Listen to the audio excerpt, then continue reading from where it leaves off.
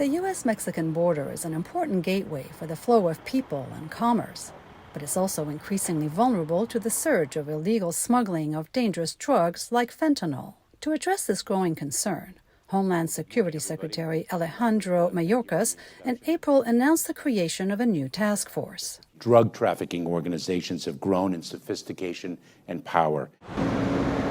Among other things, it would look at ways artificial intelligence can be used to detect and counter the flow of illegal drugs into the country. We will explore using this technology to better detect fentanyl shipments, identify and interdict the flow of precursor chemicals around the world, and target for disruption key nodes in the criminal networks. Pat Simmons, a former director at U.S. Customs and Border Protection, says there are systems on the market today which could be further enhanced with AI. One example is something called the muon tomography system, which can produce a more accurate image of the object that's being scanned compared to the X-ray technology currently being used. If there's dense cargo in there, X-ray can't penetrate it.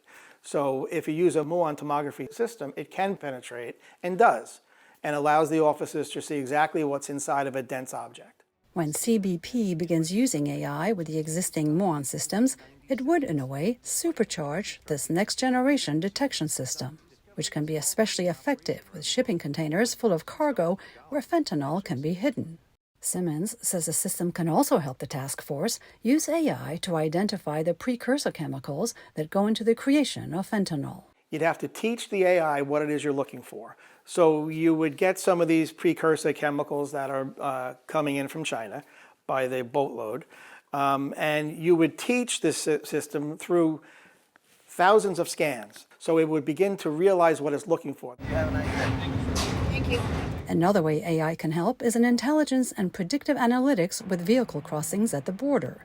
Who are the people that are coming across? How often do they come across? And then also the vehicle and the license registration. How often are they coming across? And so there are those kinds of pieces of information that I would task AI to try and tease out. AI can be deployed to detect fentanyl that has been pressed to look like candy, or legitimately manufactured prescription pills, he says. If the AI can detect where that pill press, what is the marking on that pill, that would be particularly helpful in at least warning people here. The AI task force is due to report their findings to Homeland Security in the coming months. Julie Taboh, VOA News, Washington.